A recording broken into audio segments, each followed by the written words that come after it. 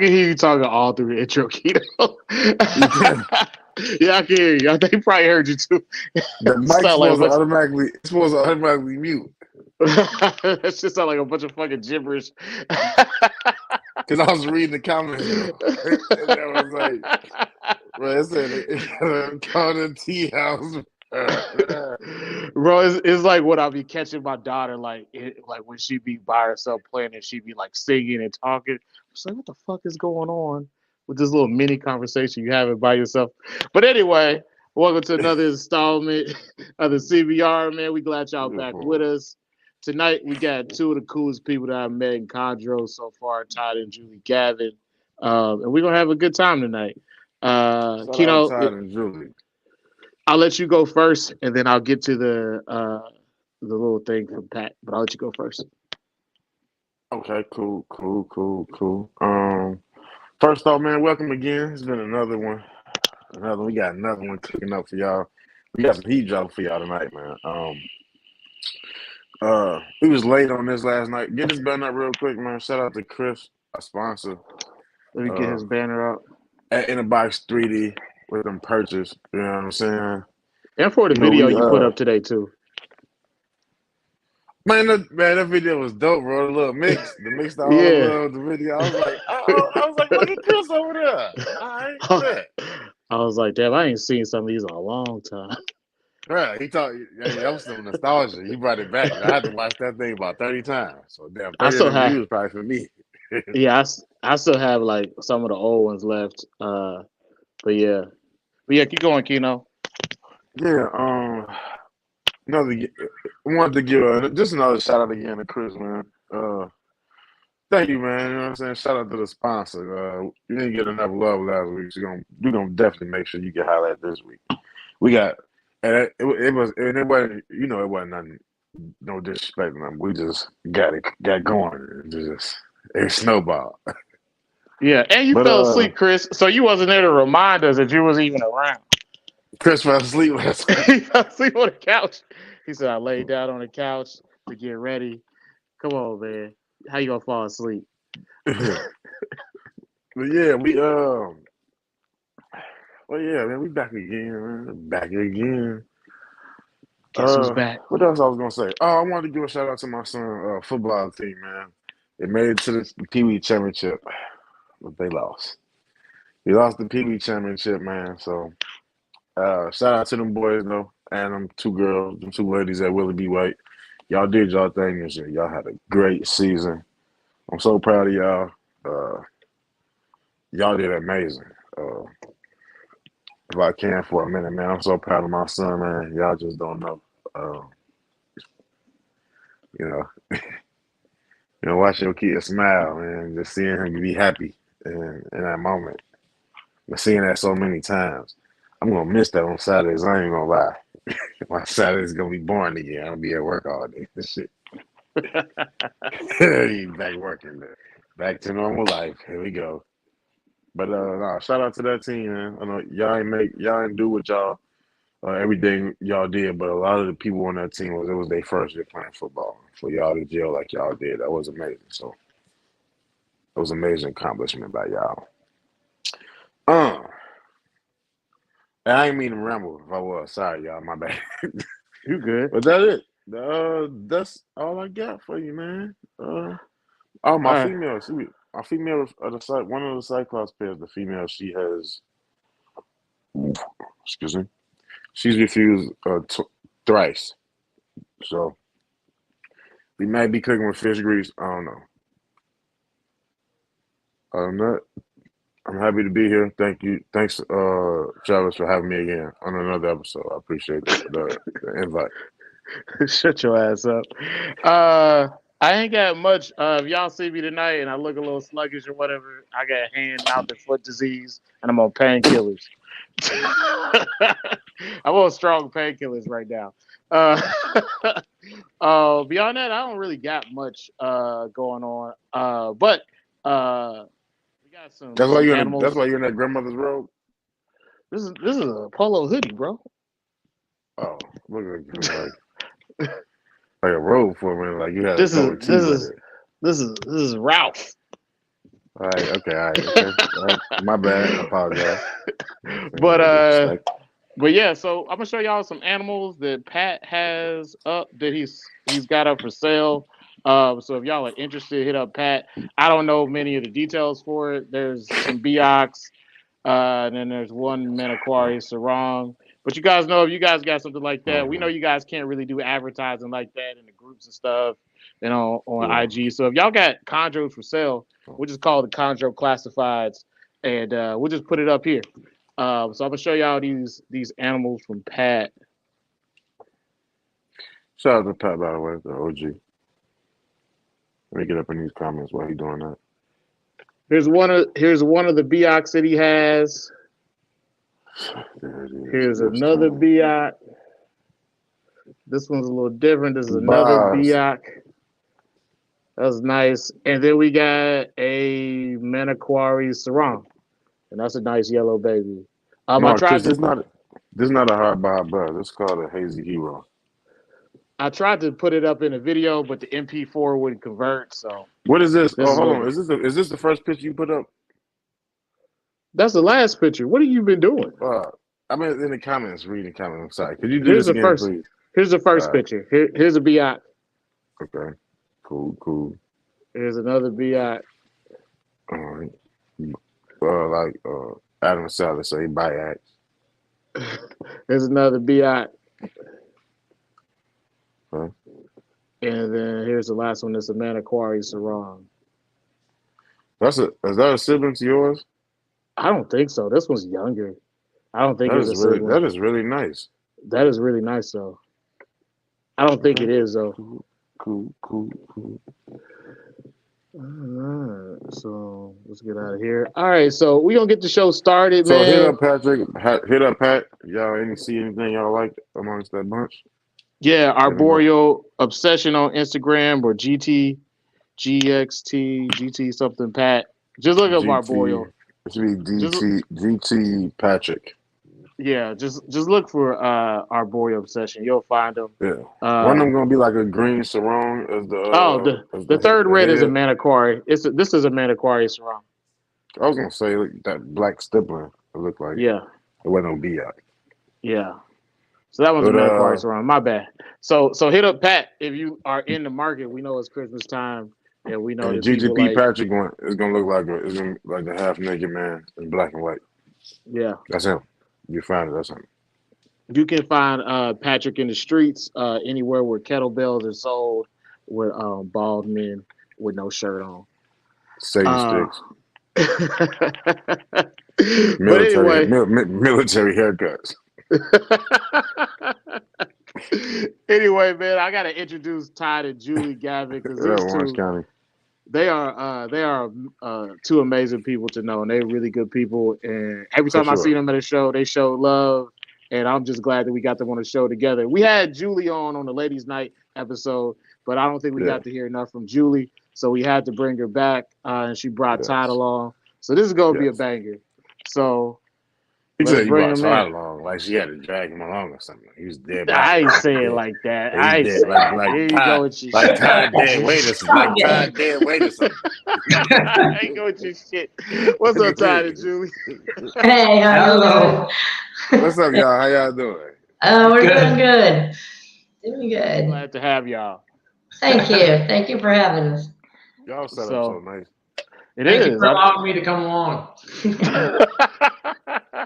hey, me and you, Todd, we just happy to be here. That's not how I said. That's not what I meant.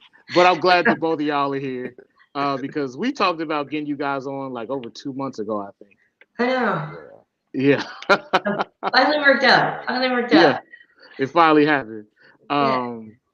So we'll let you guys just give a quick intro about yourselves and where you guys are from. Y'all can also tell us where you met.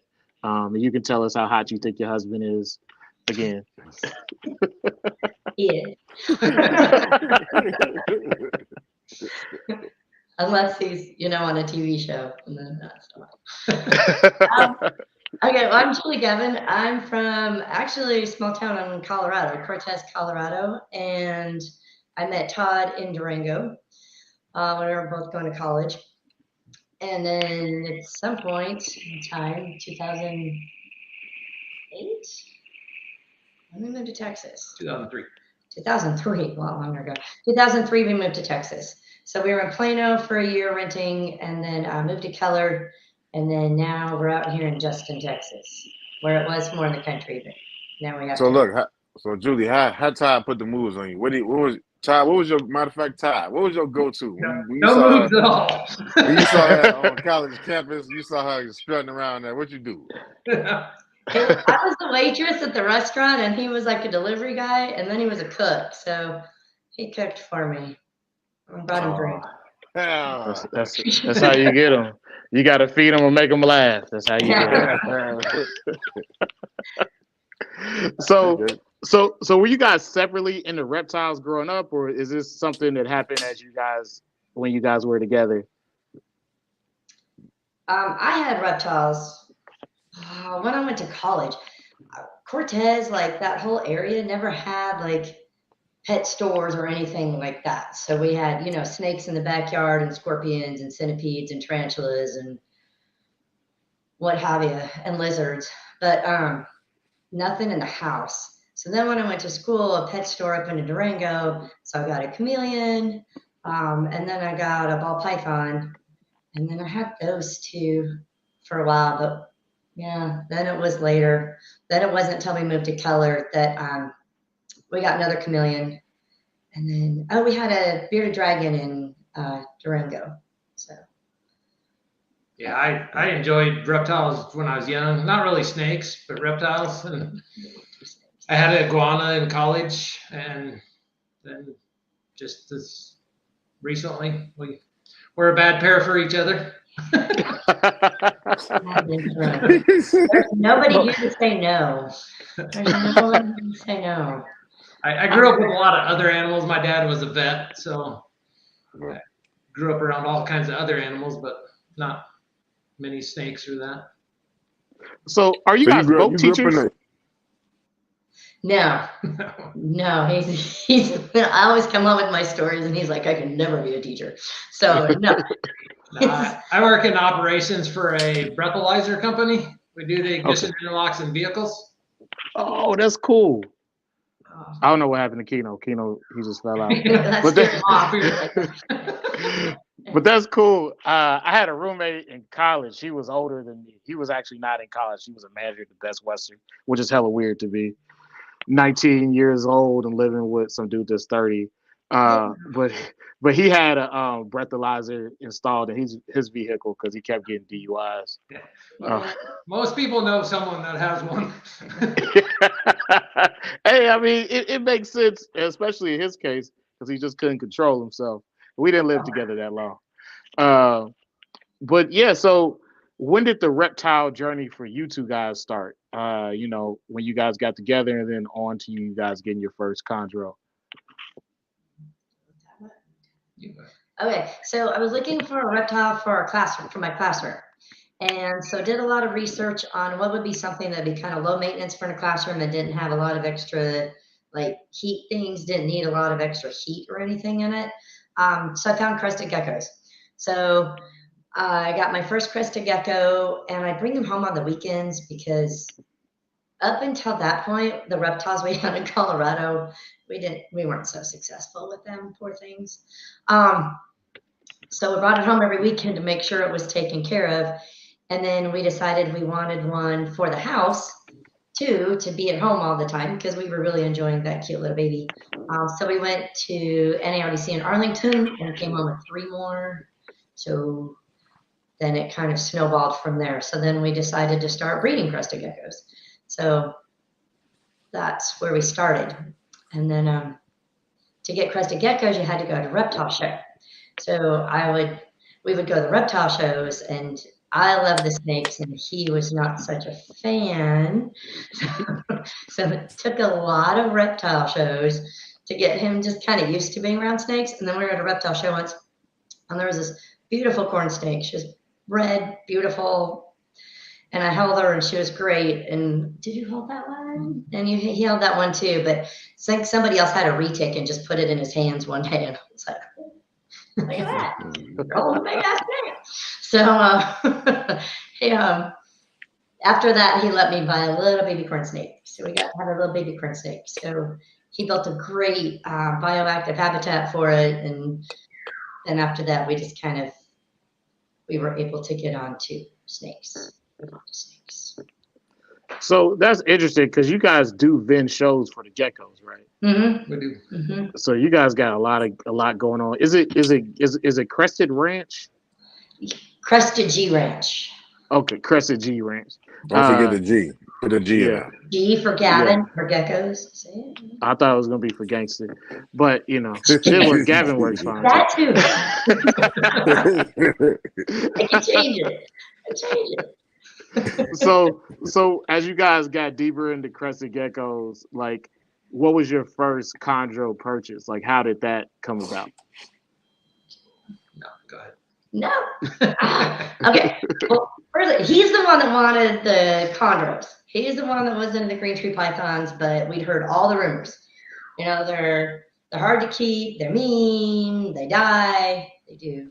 But so, and then we met somebody at a reptile show, and we said something about it, and he just got one from Mark.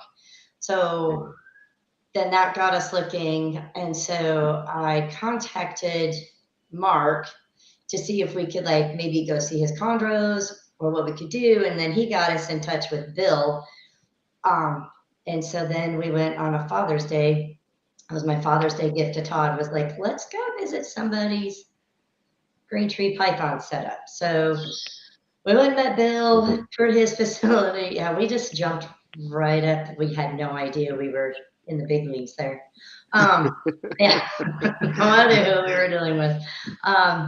Kind of, because we've been kind of been watching a lot of the podcasts and stuff. So then once we found out this could be doable, a lot of podcasts. And then I was talking to Patrick, Facebook, I guess, just kind of going back and forth. And then one day Patrick messaged me and said, hey, I have a holdback that's available now. Would you be interested? Like, mm-hmm. So that was our first. He is, oh, where is he? You got so many you forgot. Yeah.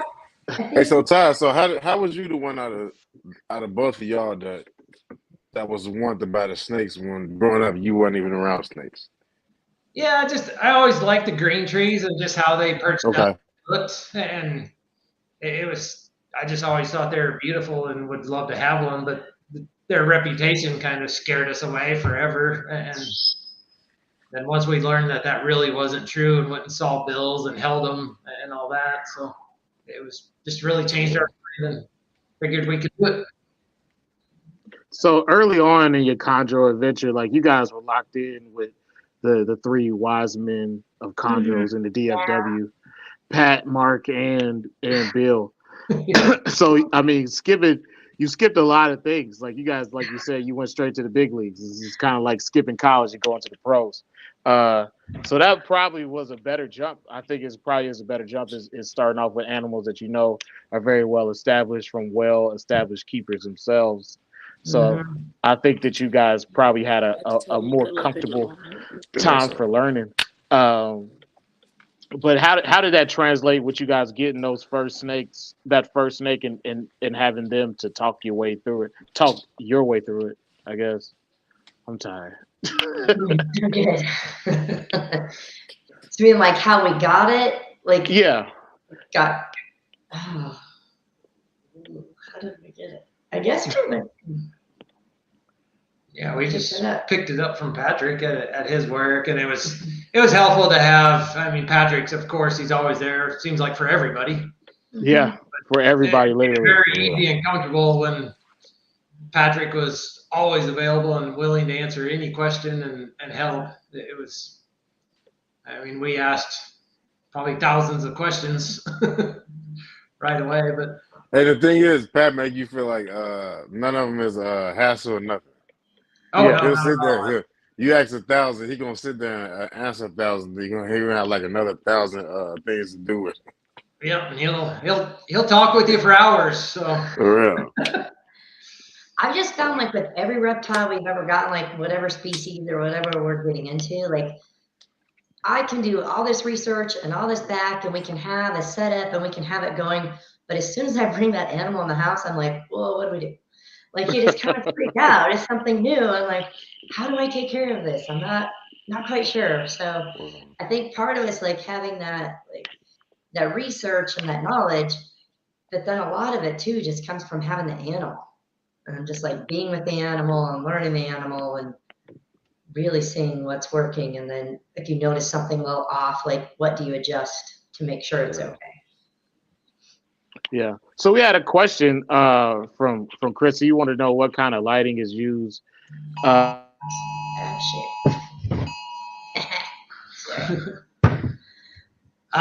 the Focus Cubes, it's the VE lighting, Vivarium Electronics lighting with a dimmer on them. Yeah. Can y'all hear me? Or did I cut out? Yeah. Yeah, I had another Amber Alert. Y'all had them I told you it's every Tuesday at 9 o'clock sometime. A kid gets kidnapped in Texas. He thought I was joking, but I'm just like, this keeps happening. I don't know what it is. It does. It happens quite often. Yeah. You know, her breathalyzer and did. Tell them to leave the kids alone. Nah, they gonna stop on account of me. But you guys had your first one. And you guys got really nice caging in the back. Like, what was your husbandry like at first, as opposed to this fancy schmancy wall of cages sitting behind y'all? Yeah. Most of them we started in the Cambro tubs, and we used some of the David Brahms conversion kits where you put the glass doors on them. Mm-hmm. So we had several at the beginning. And then we finally learned to go to PVC, and it made it a lot easier. But we did use Cambro for quite a while. We had both small ones and large ones. What were some of the drawbacks that y'all had using Cambros? Yeah, humidity control was probably a little tougher with those. Although part of that you can adjust with number of holes you drilled in them or not. But we still used radiant heat panels and that mounted in those, so it wasn't a lot different. And even now, if we get a new one and we quarantine, we'll quarantine it in one of the Cambros we have. Yeah. They really work really well still. Okay. He had a dream to create this wall back here one day. So slowly to make that wall. It took a little while. No, the wall looked nice. So that's all Focus Cubes back there? Yeah, that's all Focus. Wow. That is nice. That is really nice. That's a beautiful setup. It's a green and gray color scheme too. So you had to send me like a more detailed picture. I want to see how y'all got it, the color scheme laid out. Okay. Yeah, definitely. So you guys going into this with changes in husbandry and things like that. As far as feeding, because you guys started off with neos, I presume. How was that? Because a lot of times most people start off with sub-adults or yearlings. Wild caught animals. Yearling. Yeah. Yeah, the first one we got from Patrick was a yearling, and that one was easy. He took food, but then we had a period where he did not at all, and he went for almost 6 months without eating, and we ended up having to go to a live mouse to get him to eat again, and then we got him back to frozen thawed finally. But at what age was he around when he had that little fast on y'all? Yeah, probably just under 2 years old at that point. He was always kind of picky. He would always kind of smell or sniff the mice and kind of turn up his nose. Like a young male. like a young male. He was not. So how long after he shed plugs did he start doing this? How long what? Did he start? How long after he shed the sperm plugs? Like the first time you guys saw it, did he start doing it around the time that he shed those? I don't know. I didn't even think about checking. Yeah. Okay. I say that because around 2 years, that's roughly when you like get a confirmed Okay. a shed plugs. Yeah. Yeah, I don't remember exactly on him. Everything we get from Patrick's mail. And then that's what, See, and that's really when the males start doing weird shit. Like they'll start climbing on top of the enclosure upside down and just climbing into the most weirdest places and shit. yeah. Somebody asked. Yeah, what what's size? this? Look, He he's said 3 by he 2 said by. everything from Patrick's mail. Damn. I believe that. I got lucky. Shit, my first and like- only one from Patrick was a female. Yeah. She Someday. just said the other day. I got a mail from Pat, and I'm glad. Yeah. So you guys kept for a little while, and then you guys moved on to breeding. So what was that like? And who did you guys like connect with to kind of see you through that process? Patrick. Patrick. Yeah. So who did we breed for? Oh, it was a They pair we say- got they from. say they smart. Yeah, our first breeding was a pair we got from Max Steinberg. Yes.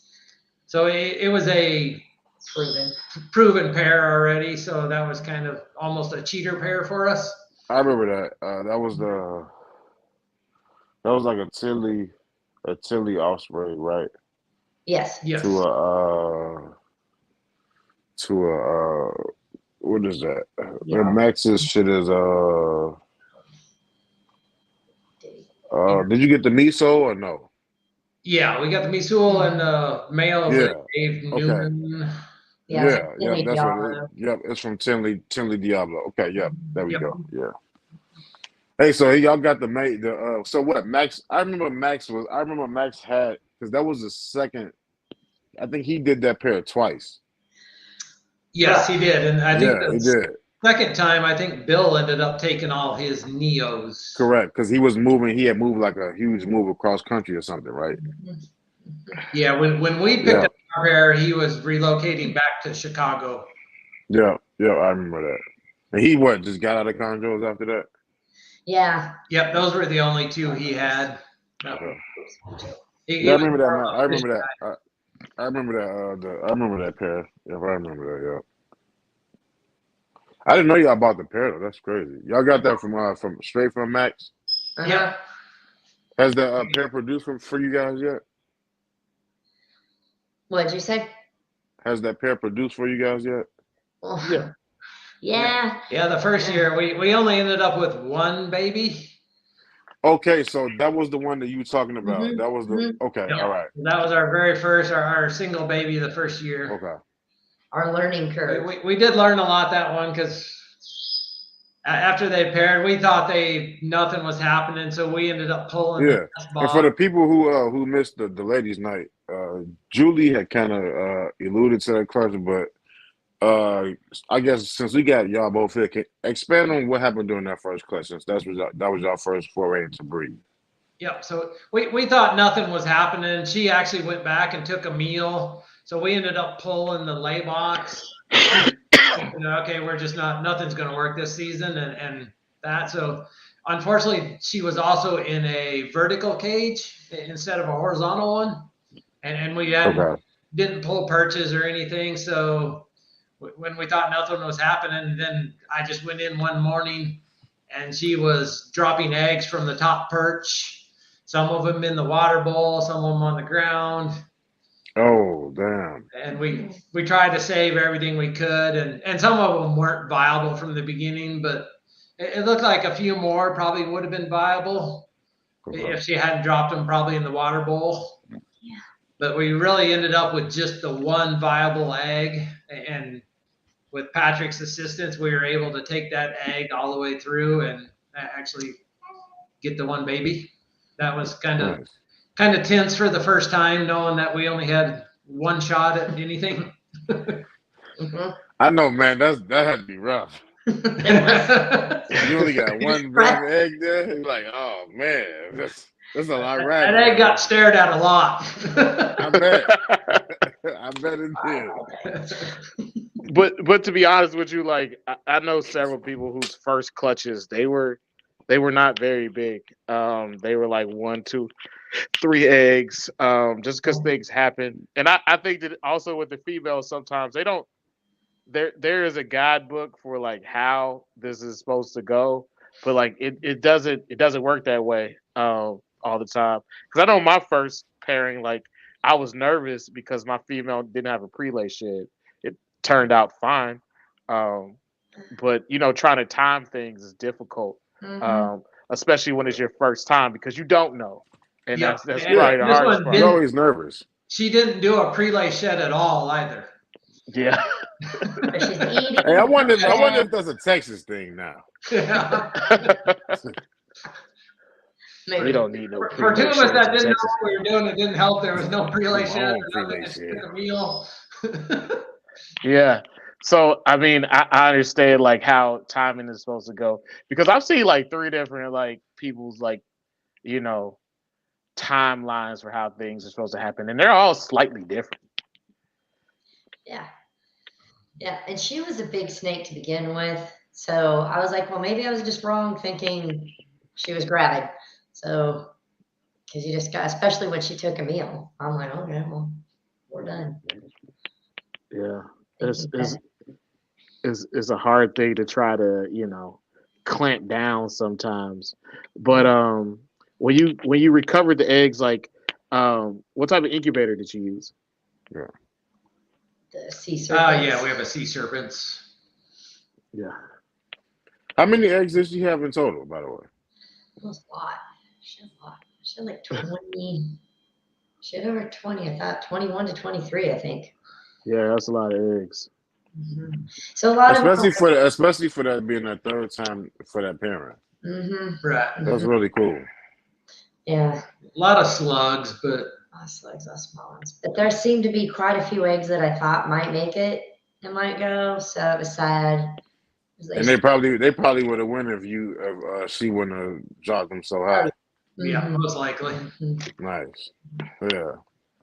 So that gives you hope though with that parent for next time go around. At least y'all know how to do it now, you know. Mm-hmm. Yep. Yes. Yeah. You should watch her closely. She's in a focus cube now, so. Yeah, and we learned, and last year's we had the 2 pairings that were successful, so that was it was after learning that first year, it definitely helped and made it more comfortable for the second year. Well, it definitely is like a breath of fresh air. It's like a relief. Even though my first clutch was all fucked up, it's just like when I got the eggs, I was like, okay, at least I know how to do eggs. Yeah. At least I We can still do weren't that. real sure on that because we did so poorly. No, y'all I mean- got the eggs though. Y'all got the eggs. Y'all got to Yeah. lay the eggs. We did. It still worked. I mean, getting one is successful. It's still really successful. It was. Yeah, I'm very excited to be able to get that one all the way through and get the one baby. And then Great. it was a difficult How's one. that baby doing now? Doing excellent now. We did have to assist feed that baby for about 6 months. I know that feeling. For the Of first course it baby did. to assist feed, it was a learning experience. Yes. There was one baby y'all stared at for He had 10 much hours, more and patience. y'all had to assist feed it. Yeah. I was going to keep that baby alive no matter what. Yeah. I mean, once you guys get more of them, what seems to happen is the ones that you like the most are the ones that are most problematic to get to going. Yes.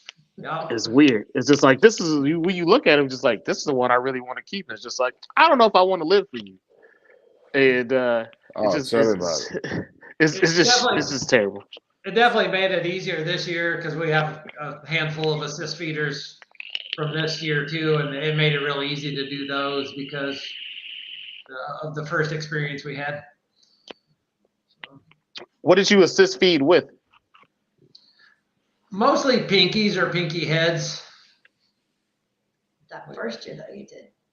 Yeah, first year Body was parts. The thighs. yeah, and then would it do like thighs off of a adult mouse or a medium mouse? Take their thighs and peel the hair off and just feed them a little Pat, mouse thigh. Pat. That actually works really well because the little bit of bone there gives structure. Yeah, I think that is the best way to assist feed. I had the last one I got to get going. I tried to give him mouse legs forever until I said screw it, and I'm just gonna give you a pinky, and I just kept force feeding the pinkies, and then eventually it was just like I'm sick of this shit. I'm just gonna go ahead and eat. Eventually they get there. Yeah, eventually they will. With enough torture, I guess, because you can tell they obviously don't like it, but eventually they will. But we still have one from this year's clutch that I'm still assist feeding, and it can get anything in its mouth, and it is magical at getting it back out of its mouth. Yeah, some of them are like that. All over, everywhere. Even the mice legs. Yeah, mice legs, just a pinky head. It'll get it all the way in its mouth, and it can still dig it out of its mouth. See, I never had one like get a mouse head out. It seemed like when you get the thick part right past like right here. Right. I've seen them right and try to, and then they just give up and they just start swallowing it. Yep. Then they. I never seen them spit it out though. The other ones I've all done that, but this one is still super difficult. So he a professional asshole. He is. Like how? Why? Been working on it since April. Yeah. They just have a relentless motivation to die. Right. It's just like, why don't you just want to live? When I put food in my mouth, I'm not pulling it back out. Like, I'm gonna eat it. I do not have a problem with that. For real. I don't understand why some of the Neos are like that. But I got another question for you. So when y'all had this one egg, did you guys let it pip or did you guys cut it? The first one pipped. Okay. Last year's baby pipped. Our one from last year pipped. This year, a few of them pipped, and then we cut the rest after 24 hours. Okay. So we let them. So the second clutch is the Cyclops clutch, right? Yeah. So we had third clutch. Second clutch was Aru Biak. Okay. Okay. So then let's talk about the second clutch. Did you guys like your first pairing? You guys had went in like we got a proven pair. Let's do that one. Your second pair. What was the thought process behind that one? in the for the Arabian. Yeah. Let's just see what we can do. They were two that we acquired, and we called them our 40-year-old virgins because they were both 10 or 12 years old and had never been paired. He was in heaven. He wouldn't leave her alone forever. She said he was in heaven. He's like, bro, I've been in the jail for 10 years. He's been waiting like 12 years for that. That's how it be sometimes. He's been a couple of seasons cruising we knew he was cruising around in his enclosure looking. So once we got Padma, we're like, guess what, dude? And Padma got her name because the very first day we got her here, she ate her puppy pad completely. So how'd you guys get it out? So this wasn't trying to feed her nothing? We had fed her earlier. Everything was fine. She was back perched up. We went to bed and we woke up and Julie asked me why I took the puppy pad out of her cage. And I didn't. So we ended up taking her to the vet and they did the endoscopy and were able to pull the puppy pad out with no damage or anything and turned out just fine. Wow. Sometimes more expensive snake. So she poured it from under the water bowl? Yep. Yes. And didn't even move the water bowl. Didn't move it. Didn't budge it.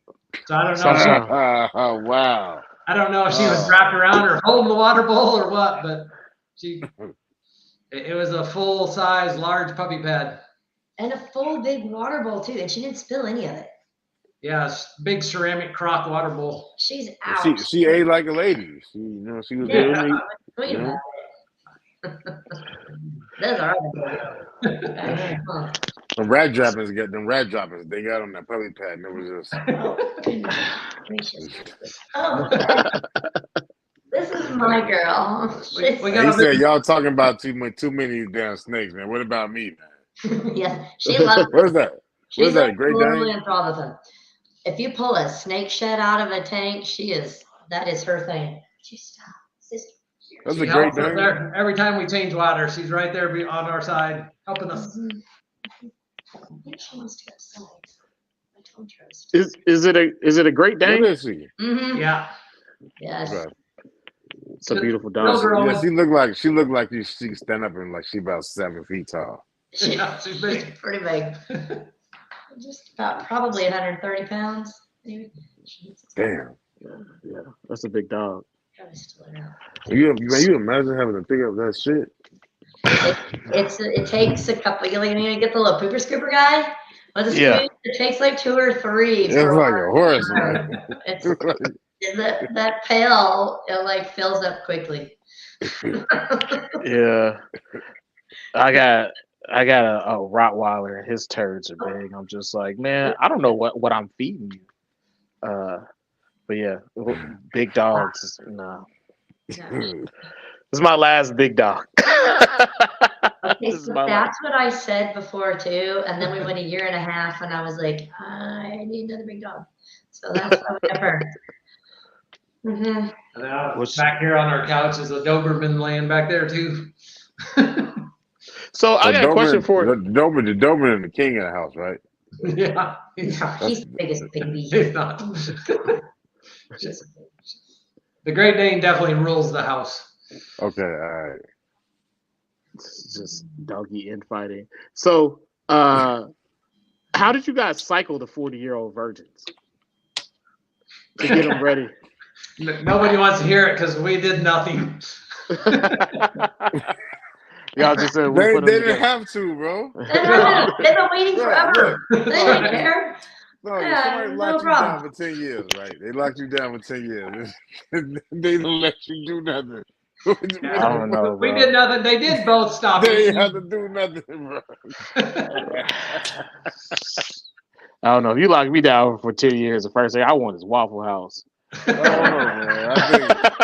I think he went straight in. He went straight in for the kill. Yeah, he was like, you could about see it, and he was happy. He was good. That's out of jail. And she's beautiful. Wish I could move my camera to go see her. She's out. I'd go get her, but you know. Well, you can show us later if you want to. We don't want you guys to have to get up and move around. All right, so the second parent, how many eggs did you get, and how? So then you guys obviously had the first clutch. She laid from the perch. How was the second clutch different? What happened with the second clutch? The lay box didn't leave. Even. Yeah, everything went pretty smooth. She kept checking out the lay box, and then eventually she went down and did lay. She laid 10 eggs 10 fertiles. I think she had a couple slugs as well, but 10 fertiles in the lay box. Everything went really perfect with that. Okay. So in your sea serpents, do you guys use a water pan in it? No, we use skin boxes, and then we use perlite on the bottom. Okay. So with this clutch, it was a little bit different. So you didn't have to just solely stare at one egg the entire time. No. But I imagine there was a lot of anticipation. So while you guys were waiting for them to hatch, like, did you guys have an initial plan on how you want to separate them once they did hatch, and what did you guys actually do? I think we thought we were gonna separate them when they hatched, and then isn't that the one we kept together? Yeah. Patrick's suggestion was to keep them together. Keep them together, and we put them just on sphagnum moss, on wet sphagnum moss, and kept them all together basically through their first shed. Okay. And then we separated after that. We did change that on our third clutch. We separated right away. But How did feeding go with the second clutch? Not good because only one. Yeah, two of them. There was two. Well, actually, there was a couple more. We lost two of that clutch. There were 3 weak ones and 3 assist feeders at the beginning, and 2 of them were really, really weak. And even with assist feeding, we ended up losing them. And then the one problem assist feeder I still have is from that clutch still. And the other ones, even the little, we had one little runt that was real tiny, So cute. but it ate like a champ and took the mouse right away. And it's slowly catching up and has always eaten from day one. So it was really just the 3 problem ones. And like I said, we lost 2 of the 3, but have kept the third one alive so far. So, with that being said, with your second clutch being drastically different from your first one, what did you learn from both those 2 clutches that helped you with the third clutch? And are y'all using chick scent, by the way?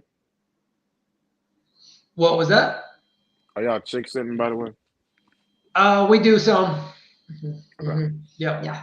We definitely did at the beginning, and it helped. I think we kind of started that with the third clutch, right? Didn't you start that? Tried some with the second. Didn't have as much success. Actually, the third clutch was probably our easiest clutch. The Cyclops, all but 1 or 2 of them came out with voracious appetites. Really? Yeah, they did like the chick down on them. Most of them at the first part, but after even just 2 or 3 feedings, then didn't even have to do chick down or anything anymore. But They've gotten big. We brought a couple of them in here if you want to see them. Sure. Oh, with the Cyclops, of course. Yeah. we got a couple of Cyclops and a couple of the RUB-ox if you want to see. Yeah, show them. Everything. But I wonder, that was a good question, Travis, because I wonder what I like how you kind of led into that, by the way, Travis. I wonder what is it in those Cyclops that would just want to make them just be voracious like that? I don't know. I don't know. So here, and I'll show you the size difference too. That's big. Put away a little bit. Here, you keep moving your head. How old are they now? They were born in the 3rd of July, so what? Just over 4 months. They just had their 20th meal, so they're ready to go. Yeah. I just had a couple. We had a couple of assist feeders, and then they're now feeding on their own. But those are probably the only 2 I wouldn't let go quite yet. Yeah, they're pretty good size for that age. They took off. Wait till you see how big this one is. If it doesn't bite me, I might come out a little bloody from this one. Look how big this one is. Oh yeah. It's the same age. So. Damn, that's a big snake. That's probably gonna have to go right into one of them ones behind y'all. There's definitely a variety of sizes within the Cyclops. Some of them are really big, and some are what I would say more normal size. Yeah. But and they all get the same meals. Right. I think that it's different. It's crazy to see how they take off all the same damn meals. Mm-hmm. Yeah. And some of them, it seems like some of them just, even though they all metabolize fast at that age, some of them just seem like they retain every bit of the nutrients of that protein that you give them. Right. It seems like those turn out to be females too. They poop less. It seems really? like they hold it longer. The bigger ones. Yeah. Yeah. They're a little spicier than the others were too. From the beginning. They got one for sure like that, just like laying all over the person. I'm like, damn, I might have to put it straight from from the shoebox to a dump sack. Yes. Oh, that was beautiful. As crazy as it sounds. Seahawks. Okay. So the Aruba Biak parent, what was that? What was the male and what was the female in that parent? The male's Aru and the female's Biak. Okay. So they're the red for mom. Yeah. Yeah. The Biak we got from Bill Albright at AHP. So she was like his only chondro. She was just what do I want to say? She was She was just a display piece for him. that's And what I was like. lived in his Yeah. office, I believe. Let me see one of your yellow the Arubiaks. The yellow ones are those? Yeah. Okay. I'll have to go get one. Yeah. See, those are the ones you gotta look out for. The Yeah. red Arubiaks are the red. It seems like the red Arubiaks are nice with the F2s. But those F1 yellow ones, man, they always seem to just turn out some weird.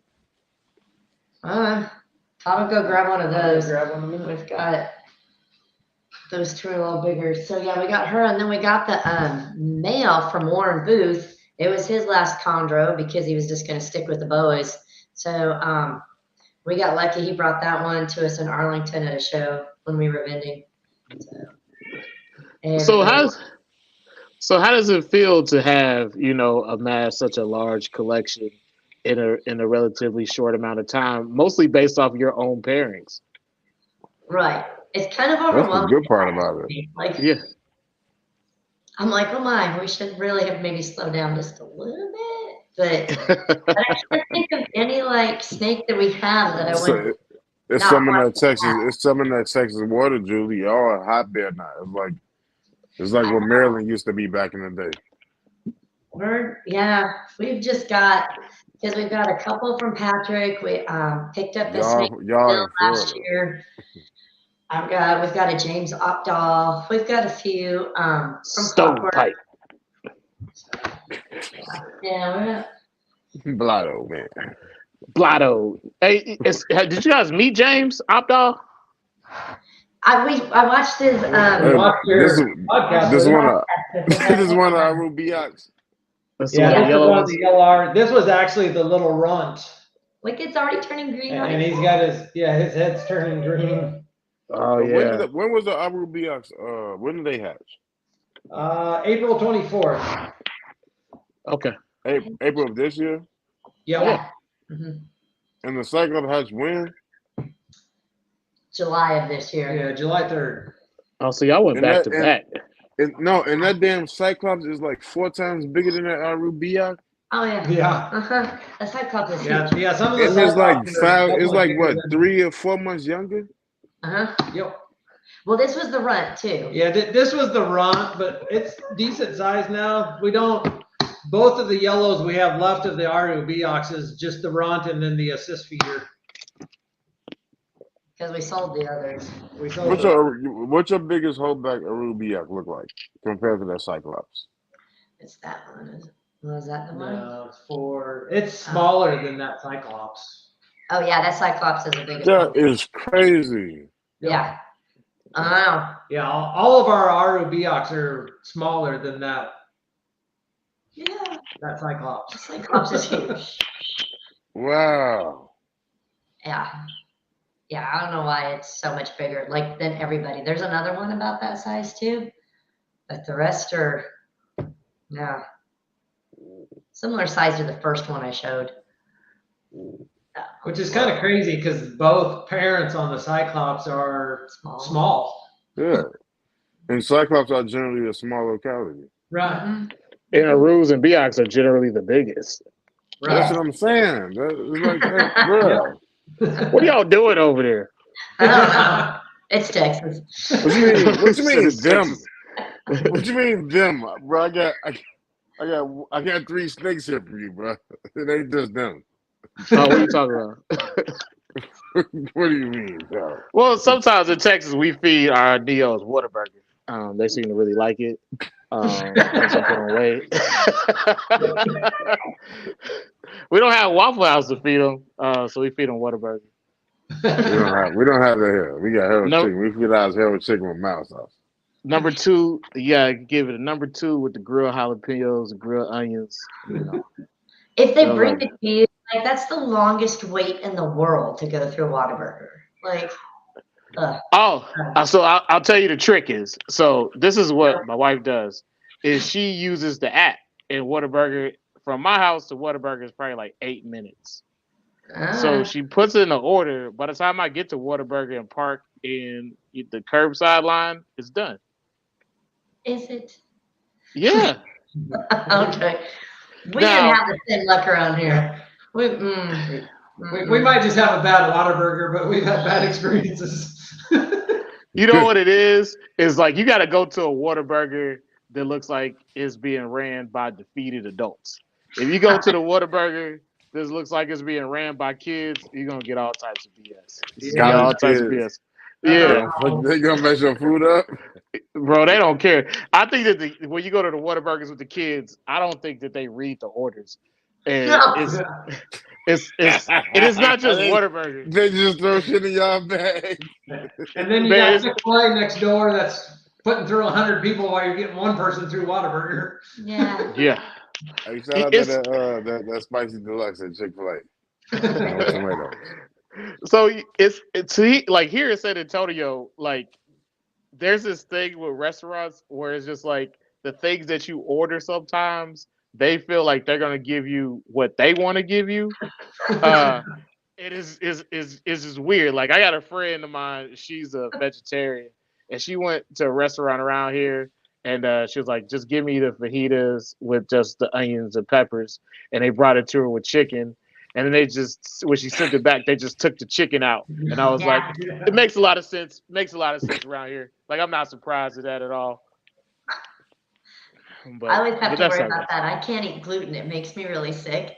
And so Mhm. I'm always worried, like, if they send something out wrong, if I send it back, are they just going to, like, pull it off, but it's still contaminated? So Yeah, do I eat it or do I pass?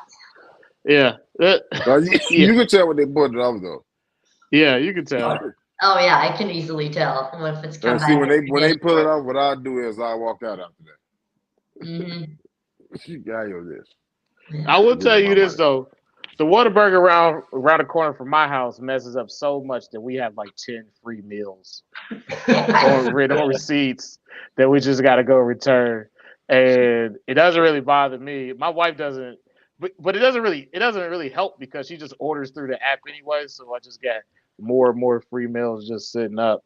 But yeah, You go there with your free meal booklet. You put your glasses in your mouth. Like, yeah. look, let me get my booklet out because me and my wife, we got about 17 free meals around here. Yeah, I show one of Your those whole old ass. booklets.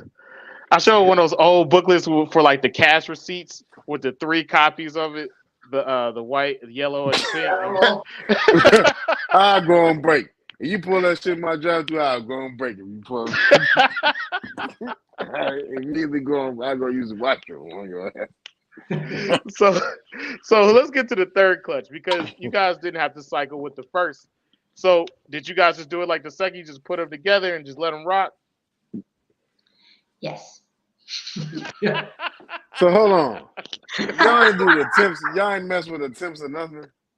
No, it's like beginner's luck for 3 times. So this year we yeah. Yeah, like, So I we're can see the cycling first. now. I can see the first pair because they done bred two times, so they already know. Look, hey, look, you ready?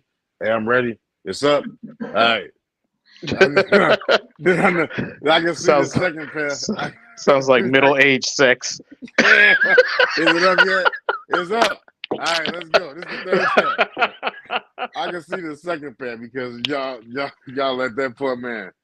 that poor man.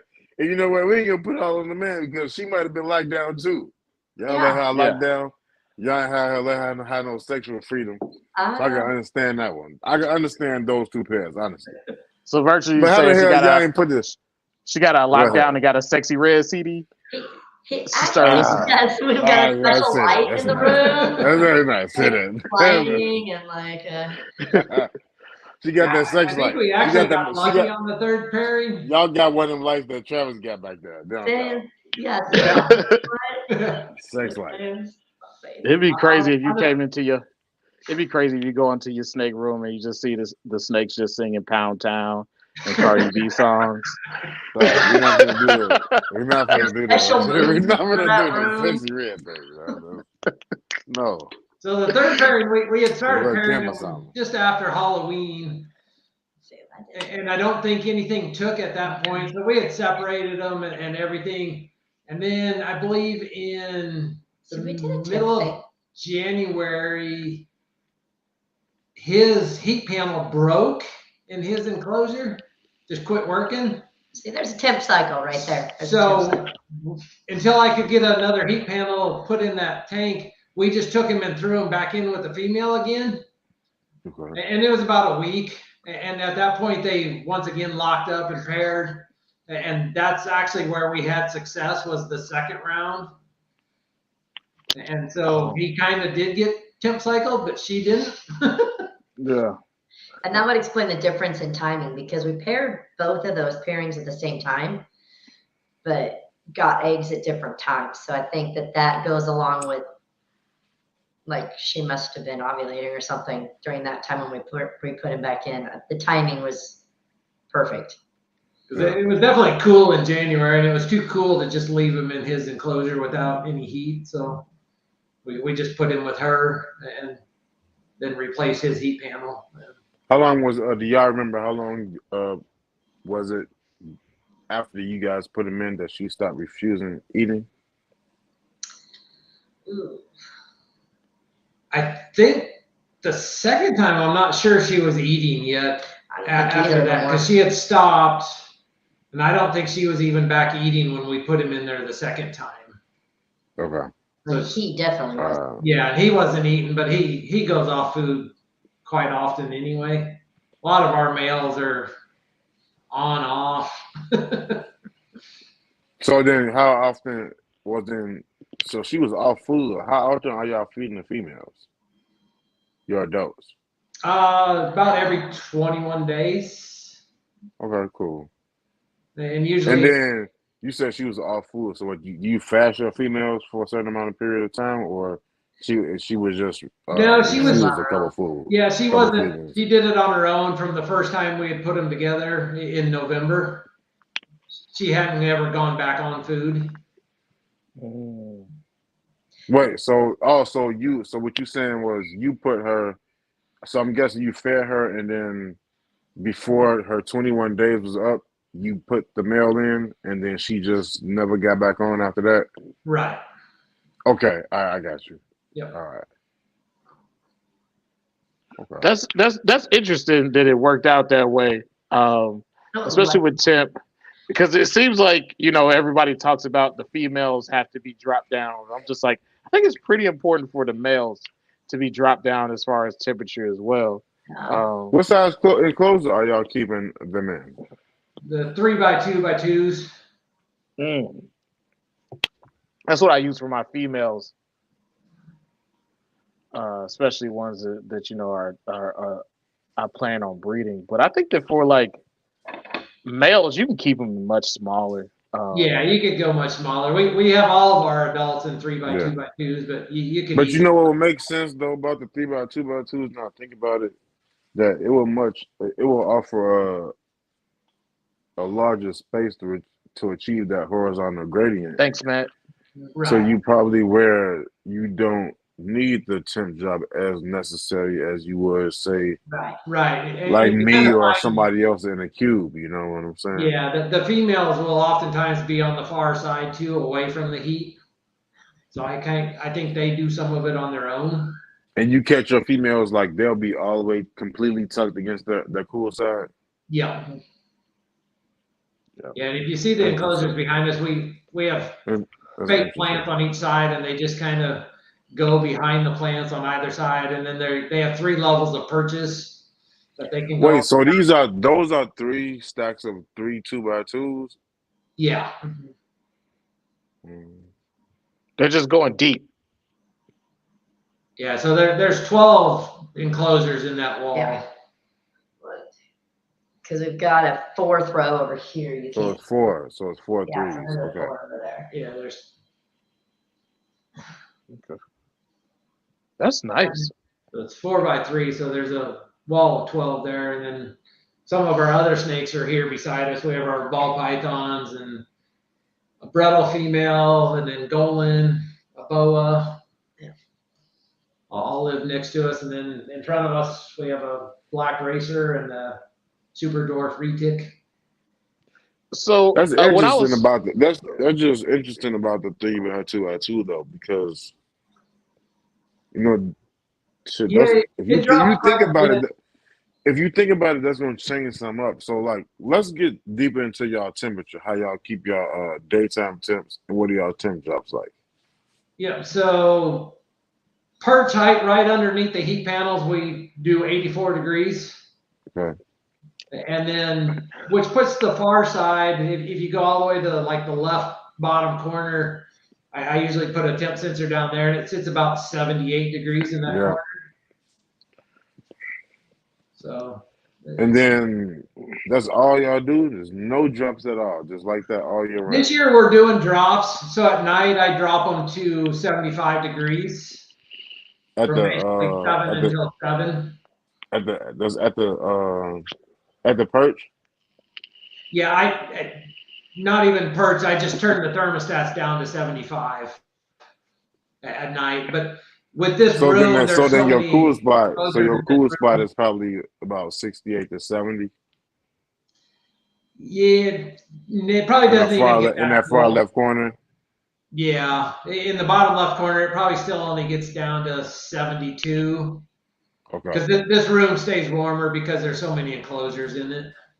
True. That'll keep the ambient up too. So I had a question about the ambient temps because when we were talking to Raw and Jose last week, they were talking about how the temperatures they cycle for retics and the chondros, they got at the point where they want to breed too. So I was wondering if you having multiple species in the room with different temperature requirements might spur breeding. I don't know. I don't know about it. Possibly. We just don't have any other. Like our only other pair would be the ball pythons, and we don't plan on doing anything with them right now. They'd be a great pairing. We got the male from Jason Brumley and the female from Bill. So they'd be an awesome pair that I put together, but we're not. That's kind Those of ball pythons, no, it's all right. You don't have to do that. You can breach your ball pythons if you want to breach ball pythons. You don't have to do that. It's all right. You already cooking with the green trees. We want to up the green tree pairings and not ball pythons. They about to get bored with the green trees. They said this shit is too easy. Hey man, it's going well for you. It's going really well for you because I know a lot of people it doesn't work that way. We'll see what this year brings. There's 3 pairings behind us that are together right now, but a couple of them are just strictly roommates. It's always interesting to see distant lovers. Yeah. Yeah. It's The always one pair that I just looked forward to last year. They looked like they locked. They'd been together. Nothing from them last year, and it doesn't look like they're even getting close to each other this year. So, you want to know something weird? So I got a pair that like they will only pair between like 3 and 5 a.m. The other time you will not see them anywhere near each other, and it's weird. okay. So, and if I didn't have a camera in there, I wouldn't know. Right. I used to always put cameras on them. I haven't yet this year. We have in another room with some of our other green trees are in there, and we do have 3 pairings in that one, and at least 2 of those pairings have locked up multiple times. But this room so far, not much. One of our other pairings in here, the female went underneath the puppy pad right after putting the male in. Oh yeah, it seems like the females. She was running from It seems like with the females, when they get really to the point of like they don't really want a male in there, they really act out. Some of them just ignore the male, but sometimes they just really just get him the fuck out of my cage, I and they guess just do some weird shit.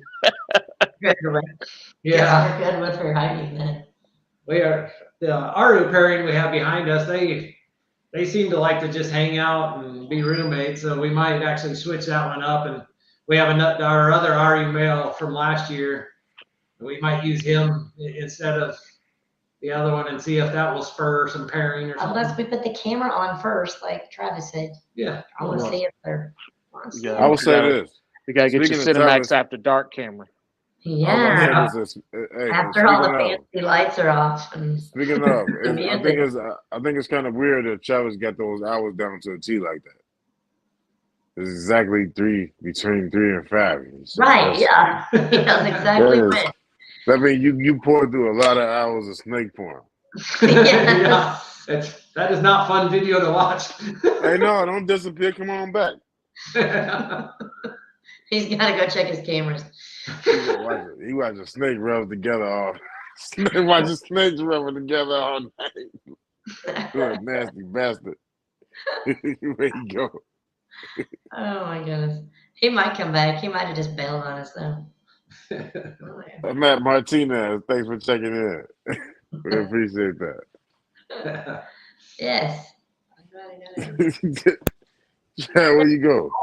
No, he just totally left. He just He bailed on probably had to reset it. You know what I mean? You know what the crazy thing is with the StreamYard? Sometimes it'll just boot us out or it'll cut our audio off. Mhm. Or then sometimes it's YouTube that'll do it too. So do your females do most of yours just accept the male and hang out the whole time, or do you find like Travis, like they separate and then they come back together? So the two pairs that I've had, the female has really been successful. The first pairing was the pure Cyclops pairing. Within an hour, I usually put the female. I usually throw the male in there early in the morning, usually before my take my sons to school. So about 8 o'clock in the morning, the lights come on at 6. So Okay. about 8, I'll spray it down real good, and I'll put the male in there.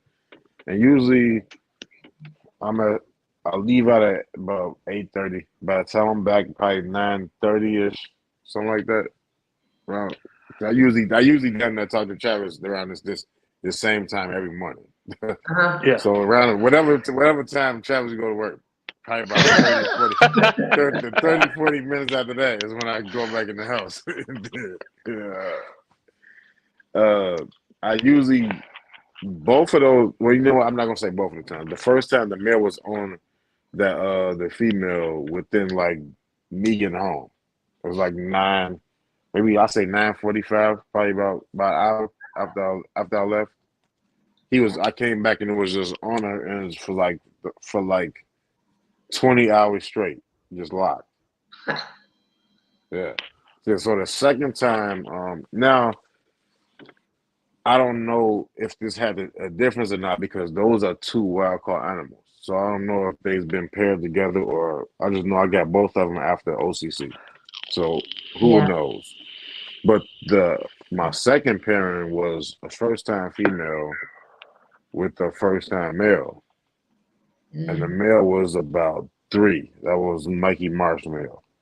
And the first time I put him in there, the female was accepting.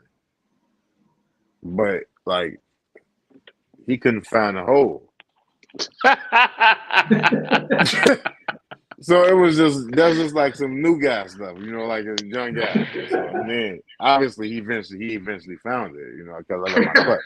But yeah, like the first couple of times I put him in there, it was like she had dropped her tail, and he was like basically like damn near humping like the side of her tub. Please show us more with your hands what it looked like.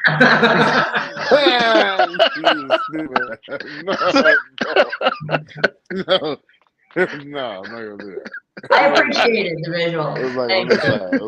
He's like on the side of the tub. So it's like, but then he eventually got it, so whatever. Good. But But both of those times have been accepted. Now this third time, it was accepting too.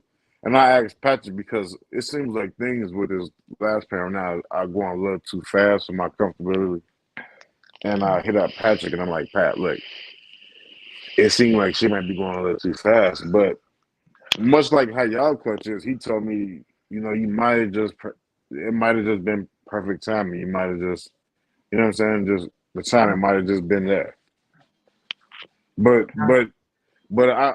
you know, I think the timing thing with me too is I make sure that neither animal is in neither animal is like super close to a shed. I think that's important too. Yeah.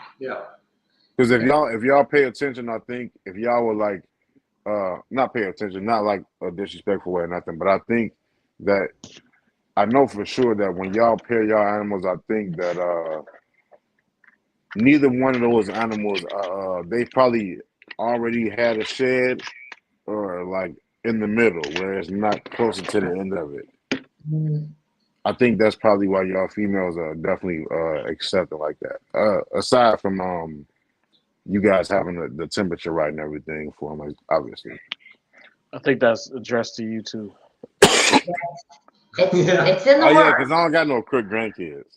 It's in the works, but she's the one hiding under the puppy box. Yeah, that's the female with the crook baby. She's the one hiding under the puppy pad, playing hard to get. I got some other grandkids though. I'll tell you guys about I got something. the artifact grandkids. I'll tell you guys about something I did. My first attempted pairing, I attempted to pair two females because one of them I thought was a male, and these two just He circled was each. trying to break history.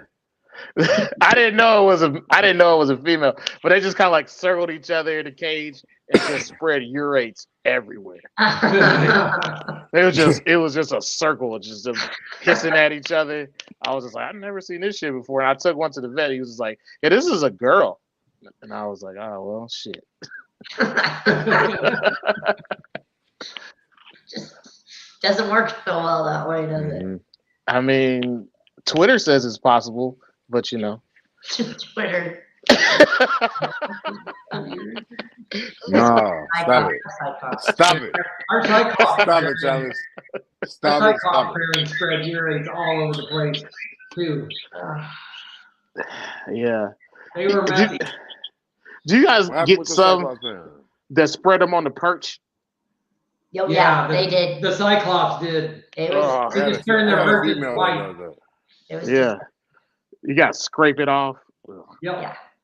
Yeah, they had. Oh, they did that as a pair? Yeah, as a pair.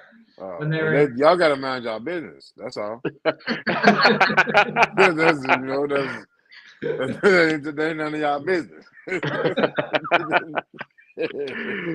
So, you know, with the third pairing, the results they like it nasty. Okay. with the third pairing, you know, it resulted pretty well. So you guys got a lot of snakes. Like, have you guys got to the point where you guys decided you guys are gonna keep some of them and let some go? Yes, we've got. So we only have a couple real holdbacks left from the first, the Arubiak. So we still have two reds from that pairing that we're ready to let go. And then the Cyclops, all the ones that Kino liked, I'm keeping. I'm just kidding. I'll share one. Break his heart a little more. Yeah, I know. The ones I was like, I think this one's really nice. He's like, yeah. I'm like, oh, that one's not very good. And then I would have been like, okay, I'll give it to you. There's a couple good. I'm like, yeah, she got a good eye already. Hey, Ty, you got to keep her around. She knows how to find the expensive stuff. I do. Trust me. Yeah. So yeah, we think those are ready to go. Of course, the temperatures everywhere else. What'd you say, Travis? I said, don't all of us have that? Yeah, we'll probably only keep one of the Cyclops and let the rest go. But of course, now that they're ready to go, the shipping weather is not very good everywhere but Texas. Yeah. Yeah. Texas. Texas, we got this. Texas, from Texas to Florida, or from Texas to California, it should be fine. Right. Yeah. Even what was it? Was it last year? The week after Thanksgiving, I shipped the baby. It was fine. I shipped it to PA. Yeah. Yeah, And with, like, I didn't Oh, know for about real? shipping between the Okay. holidays too. yeah. How that goes. So I use one of those extra thick thermal insulated boxes, not That's the how you usual. like it. Not the usual reptile boxes, but you can get the ones where the foam on them is like this thick. And, Okay. Okay. it worked pretty well. Did you have to Okay. use a heat pack or anything? I used a heat pack in there, but I don't think it really needed it. It got there fine. I got one downstairs still because I bought Where you two and ship it only to? used one. I shipped it to PA. I shipped it to Joe Montini. Okay. Yeah. Where you get those from? That's Amazon. I'll send you the link for them. I'll send you the link for them when we out Yeah, of send me here. that, and then I'll send you the microphone. Yeah, send me that link. But so you guys are rolling right now. So with you guys having 3 pairs already, and you guys just seemingly just wanted to try your hand at it. What do you guys have planned for the future? And what phenotypes are you guys looking to produce yourselves? I know. That's kind of tough because I love all of them, but Yeah. I really, I don't know. We don't have a lot. I would love to like hit some melanistic, but that's we've got a Biak from Patrick, one of his pure Biaks from a couple years ago. He has a lot of black. He has a lot of melanism with him, and so this other Biak that we have that we got from Bill Albright also has that too. But I love the high yellows, and I don't know if we have anything in our collection right now, like the one we got from we got from James Sound like Opdahl. you. So we got a yellow Neo from James that has, that was from a high yellow pairing. And he's, I guess what they consider a mustard. Like he's just Is that was like a big worm pairing? like a what? The father of the animal was a big worm.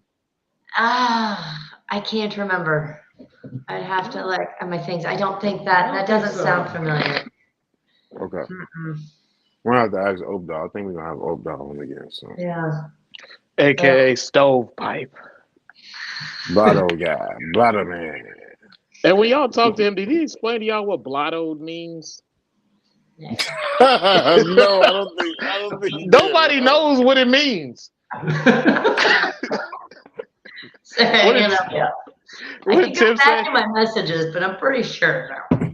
What did Tim say? He's like, I don't know. That's just Oak Dog talk.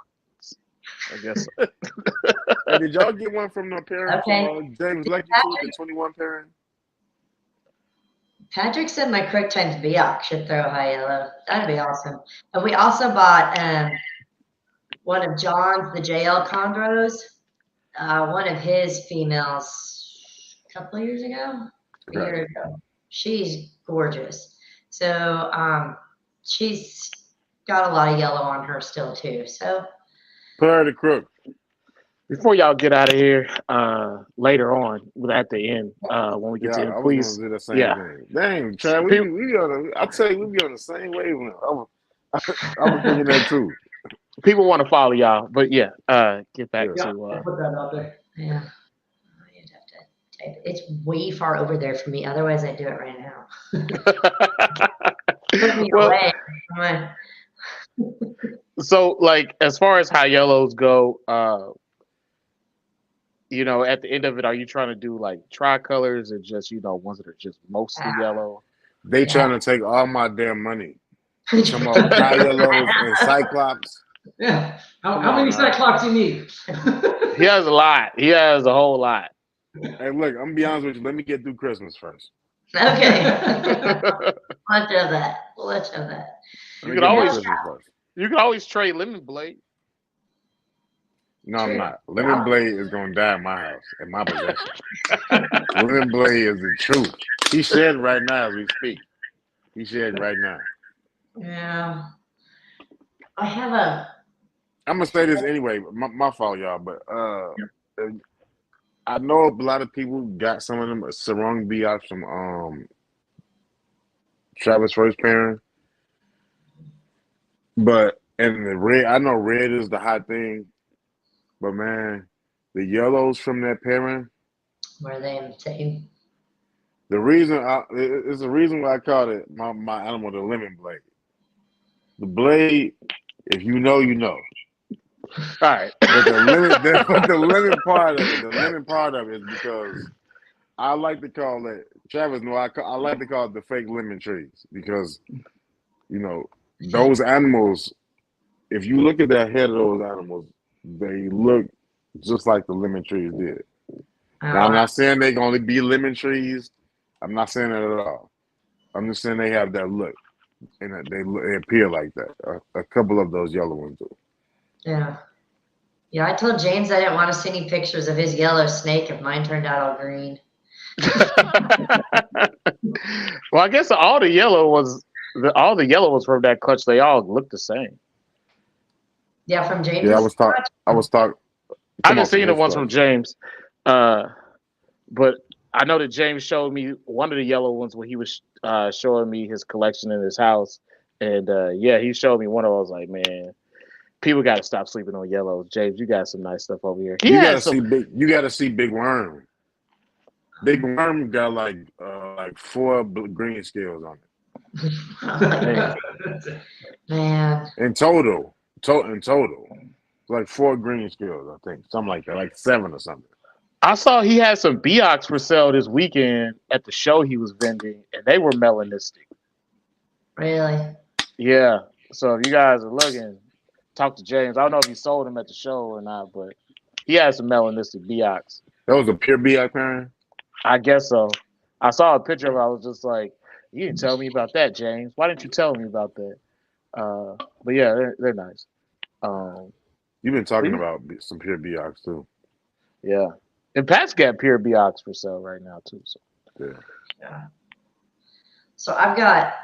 And y'all got Cyclops. Y'all got animals for sale too, right? Yeah. So what do y'all have for sale? So we've got 13 of them. So I'd like to hold back 1 or 2, but yeah. So. The Cyclops.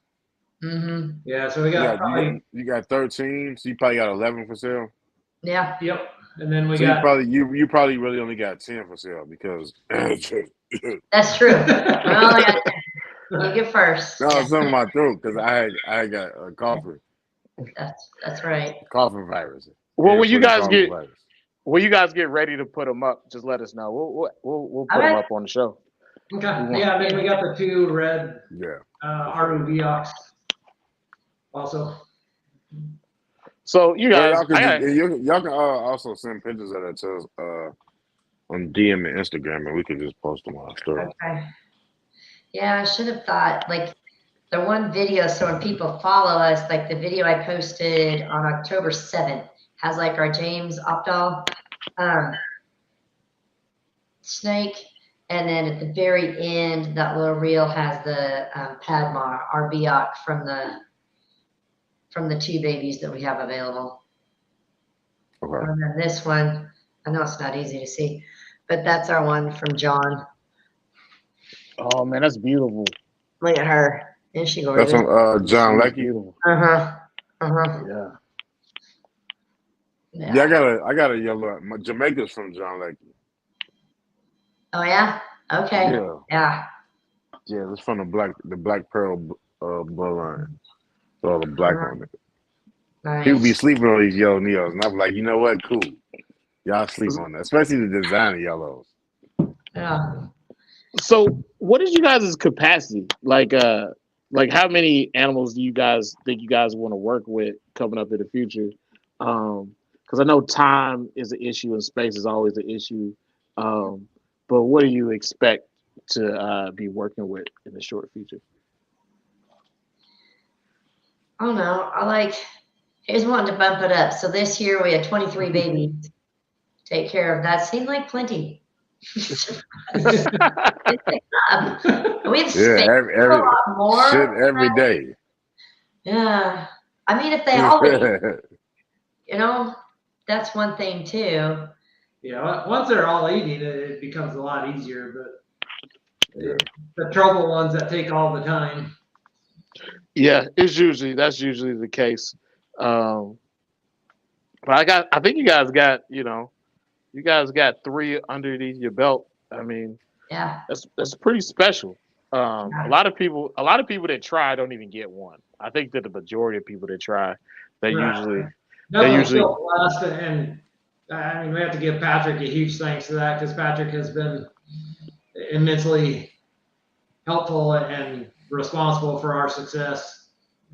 And Yeah, shout out to Pat. Patrick is the OG And then we're doing around these what parts. Bill's doing this year. Yeah, So we're kind of doing Bill's tip drops and the night stuff and that now, trying some of that. And they call Bill the mayor. he's So we pretty got the OG and the mayor. Yeah. He's literally just down the road, 15 miles from us. So Yeah, that's Who good. Bill is? Yeah. It's just we're living in the right place. We just started this and just ended up being, I mean, like literally it's like a 20-30 minute drive to Bill's house from our house. Patrick's like an hour away. So yeah. Once Patrick had responded with that first snake and we got him, and then you start doing more online because we watched a lot of Bill's because him and Buddy's podcast. Yeah. Listen to those a lot. So we knew Bill and Buddy, and then once I got on the Facebook groups and started looking, I was like, holy shit, Patrick's like, wow. I was like, Patrick the man. Yeah. it was really cool. Like we started off well. Between, like you said, Mark, Bill, and Patrick. Yeah. And I ain't got no Bill animal yet, but I know Patrick animals, they eat. Yeah. Mm-hmm. They are very well started. Yeah, Bill's baby, she's been phenomenal. Yeah. So we got That's what Travis said. Yep. Yeah, my Bill baby is great. We have 2 others that we got from Jason Brumley that have sickness blood in them. Yeah. Mm-hmm. As well. So. And the one has Diablo Tinley blood in her too, so she went in right now too. So it's been a couple of years since you guys did that first parent, right?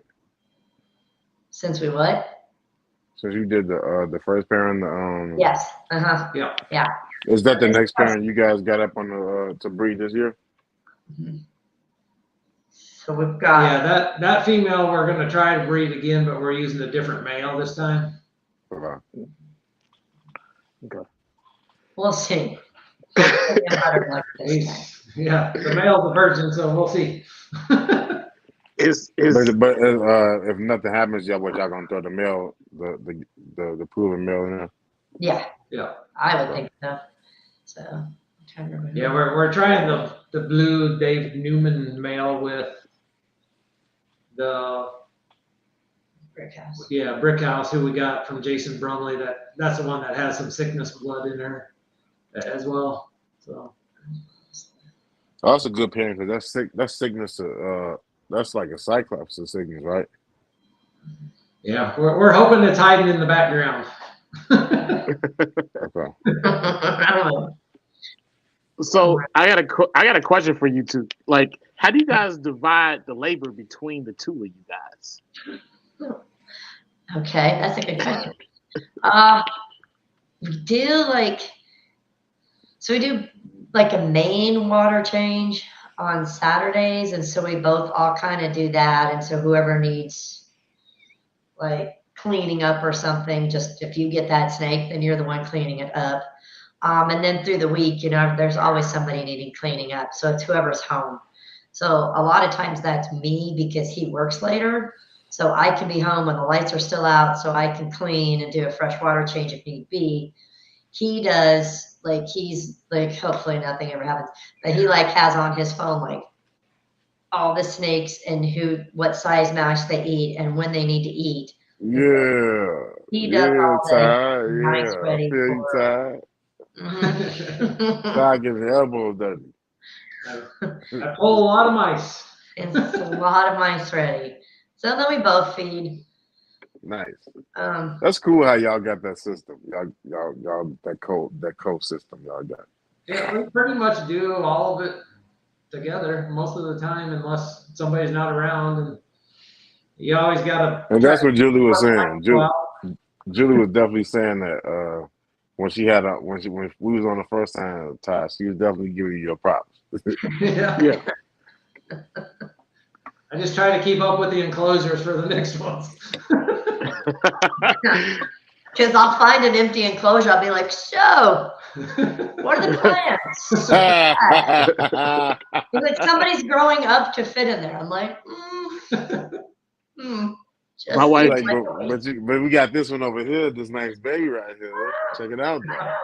Oh, I've got lots of stuff for little baby snakes. I'm always like, we can just fit one more. My wife saw in the garage. I got 3 PVC cages that aren't put together. She was like, "What are these?" I was like, "The cages." She's like, "You just left them here?" I was just like, "Yep." Did she know about the one that's coming? The one from you, yeah, Oh, she do. Okay. yeah, you know.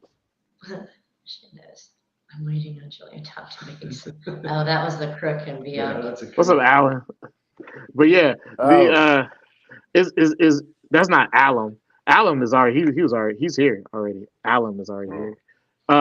So I think that like trying to divide like who's establishing Neos. How do you guys choose that part of it? He does all. I get all that fun. I take Oh, yeah. over when they're established and they're my babies. Yeah, she leaves me to feed the hard ones, and she comes in and feeds the easy ones. I'm like, done. I can feed 30 there's one. You know, when it comes to the babies, like everybody's just like, I want to breed green trees. I'm just like, you say that until you just up really late trying to establish Neos, and they just look at you just like, don't you want to go in the house already? And yeah, you do want to go in the house already. It's So- definitely a lot of work at the start, and we did take a hint from Bill this year that Louis V. Millionaire. sometimes when they're really new, they feed easier in the morning. So some of them we would feed at 9 or 10 a.m. and they ate a lot better at that time, and now they all switch back to night eating. Man, look, that's hey, I went through the same thing. Yeah. Did you? It was a couple animals where there was like a couple animals, and then my main animal that was like eating from day one. The first they was all feeding around noonish. That was always when I feed. It was convenient because that's when my son Cash went to sleep. So then one day about a month ago, no, maybe I said about 2 months ago, 6 to 8 weeks ago, they stopped eating around noon. And I was like, oh shit, what happened? Is they reverting? They doing a revert thing, and then all it was the night. I just been feeding them at nighttime now when it's pitch black, and then it's just now everybody just boom. Everybody left. They just go through. They go right through. We'd always tried to feed all the new Neos at night, and someone would never eat, and then Never. try They in the would not. morning. The new Neos wouldn't. They won't eat at night. Yep, and that definitely worked a lot better for us. And you would think they would eat at night because that's when they out roaming. But Right. I think they probably just exploring. Maybe they just stretching their feet out. That's their time where they most comfortable. It's just pitch black. Right. I could be wrong though. I've been wrong before. It definitely worked well for us going to the daytime feeding. So I got a question for you because I've seen the little rack systems that you have in your baby tubs. Did you find it easier to feed them on those and instead of like feed them on like a single perch if you use a single perch at any point in time? Yeah, we didn't do many with a single perch, because I just gave in and went right to these perches. And it's been very nice because they move around a lot on them and up and down and that. So I do like the multi-perch piece. I don't know if it does anything different for them than a single perch, but Right. we just invested in the multi-perches right away and set up our whole tub system with them. Did you guys keep over water or paper towels? Paper towels. Really damp paper towels. For the first little bit, we did over damp sphagnum moss. Right. Patrick's suggestion, and then we move them to paper towels. Never over water. Yeah. I mean, I think everybody keeps differently. It's always interesting to hear that people's reasons for different things. Because for me, I didn't. Well, my first clutch, I kept them over paper towels, and the second clutch, I couldn't get a lot of them to go. And I saw Mark Hager's video, and I was just like, I'm just gonna do what Mark does, and I put them over water, and a lot of them turned around. But I know. I thought you were gonna say you start wakeboarding. Nah. Listen, if they see my ass show up for the wakeboarding contest, they're gonna be like, "Are you lost? Are you lost, sir?" Are you lost? You know what? Why are you here? Let me get my ass up out of here. Fuck, messing up y'all good time out here.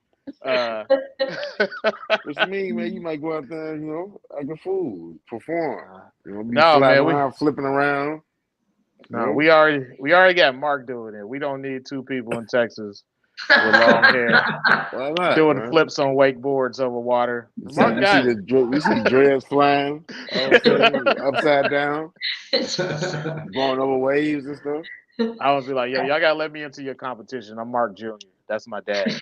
Mark Henry Jr. Mark Henry Jr. But yeah, I hate you, bro. I'm Mark Henry Jr. now. That's a good one too. That's a good one. I'm sorry, bro. I'm sorry, bro. That's a good one.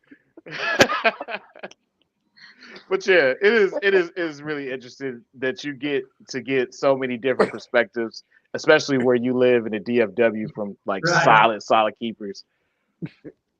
Yeah, the water always scares me. So far we've been successful without it, and we'll probably try to stay that way. I will say this about keeping over water: it makes you like religiously have to change water every day or every other day. Yeah. And we just don't have time for that either. So. Look, man, that was gonna be. Look, Travis was telling me to do that, and I was like, you know what? I'm gonna think about doing this. And then the baby, we had cash. Like, I'm not gonna do this. I'm not gonna do that. It's gonna be a lot. You know what? The pooping water every day about too. So yeah, cleaning after Neos is really frequent, and like you would be changing water like 3 times a day, each baby.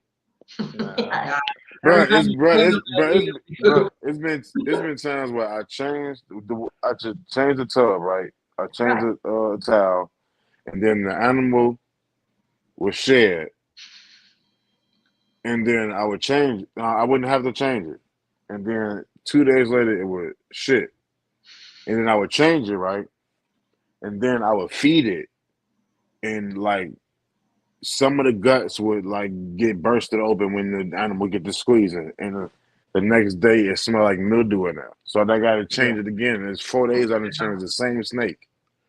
Yeah, that's normal. And also so that's 4 days in a row. So then I got to do that. So then you imagine that over water?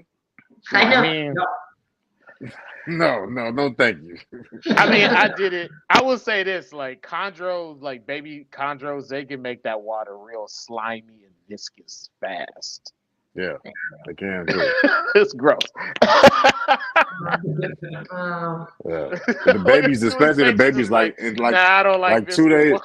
2 days later with the babies, you see like the little film sitting on top of the water. Oh yeah. You look at it at the angle. Yes. Yeah. Yes. Uh-huh. Like, oh, we get the alcohol pads out. Here we go. We get this. Make sure this ain't nothing. What do you guys clean your baby tubs with? What do we clean them with? Yeah. Just F10. F10. Okay. Cool. Yeah. That was not easy to get during COVID. It wasn't. It wasn't at all. No. It wasn't. I had to buy it from Australia a couple times. I remember seeing the Australian guys on eBay with it.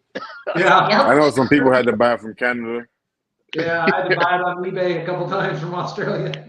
I remember that period of time. It was everything was weird during COVID time. Yes. Yeah, I remember that. But I also would say this, like that, like eBay, you can find some pretty cool reptile stuff. A lot of good, a lot of good hooks and stuff like that. And Etsy, on Etsy too. I haven't bought anything off Etsy. Shout out to Chris on Etsy. Yeah. Well, because I buy stuff from Chris. But yeah, I think the care of Neos, it makes you have to stay really on top. It's busy. It keeps you really busy. And sometimes you just don't know what type of mess you might go into, especially when they spit a meal back up and you don't know. Because that's what it goes to. And I haven't ever noticed any of our babies doing that. I had a couple that did that. Thank God. I've had a couple to do that. Where they take it and then they spit it back up. You come in there the next morning, you see it, it's just floating in the water. It's gross. Yeah, we haven't had that. I didn't see it drop, but not to spit up. I didn't see some. They done held it and wrapped it, and then you go in there like 2 hours later and it's still wrapped, and then by the time I go to work the next day and come back, it's dropped. I'll be like, you son of a bitch. Come in the house. And see, nobody in the house can smell that, but I smell it instantly. And it's like when you keep snakes, you know that smell. Yeah. It's like you know certain smells instantly as soon as you walk in, you're like, somebody shit in the water. Yes. Yeah. Some of them really stink. They really let it go. So we've asked y'all a bunch of questions. I want to know if you guys got something that we didn't ask y'all that y'all want to talk about.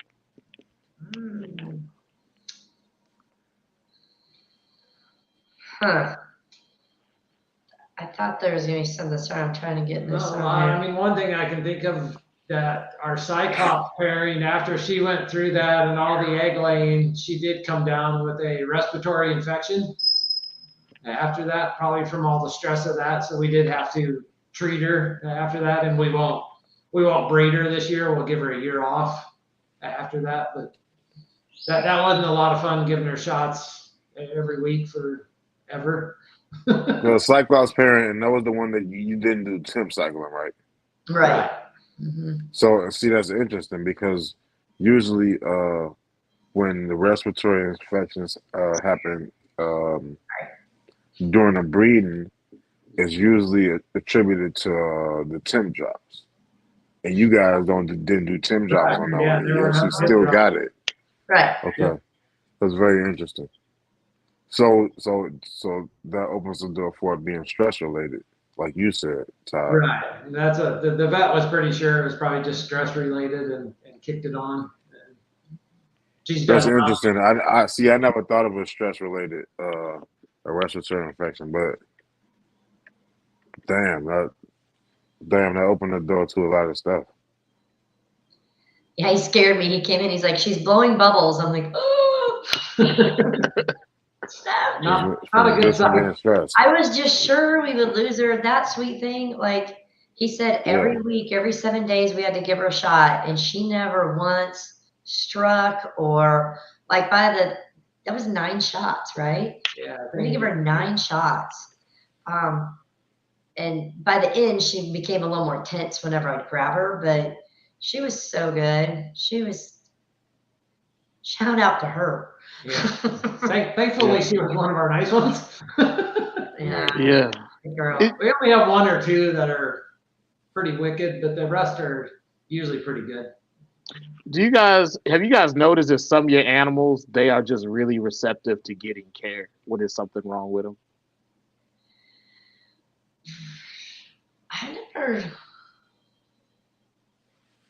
Yeah, I haven't had. She was the one that's needed the Yeah, most. she needed the most. We did have one of our Biok females when we first got her. She regurgitated. Oh yeah. So we had to treat her a little bit, but otherwise we really haven't had much issues on that She side. did good. Yeah. But we are having a little challenge with shedding right now with this change from summer to winter.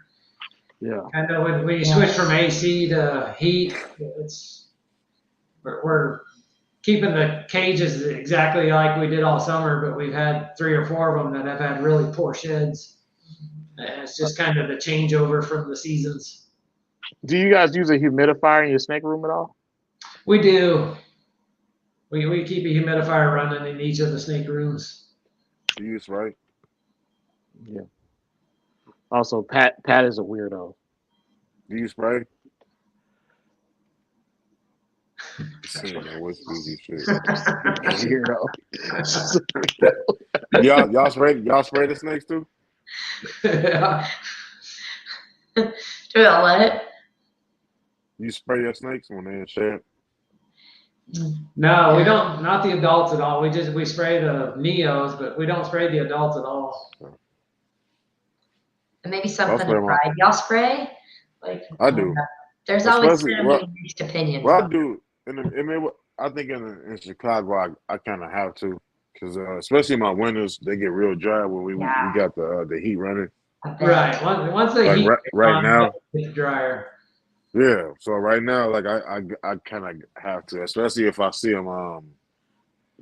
Most of the time, especially your females, you'll see them doing shit. They'll go into the heat a lot. Yeah. So then that's when I start that week when they get blue. I'll go up in there. That's the only time I'll spray. Usually that week when I see them get blue. Now it's like the yellow neos when they haven't changed yet is hard. Like Yeah, Travis yellows are the hardest to see when they're going to shed unless you catch their eyes. Yeah, the only reason how I know Jamaica is going to shed is because she got so much black and her black turned gray. But Travis animal shed tonight, and I swear I didn't even know it was going to shed. I didn't know, and I looked up. I was like, "Oh, damn, he shed." So I was like, "No, let me spray it. Let me spray real quick with some warm water. Make sure you don't have a bad shed." I know. When we started keeping, you would hear like these podcasts or people would make these comments like, "If you don't know when your snake's shedding, you shouldn't be keeping them." I'm like, well, There's a lot of nonsense said like that.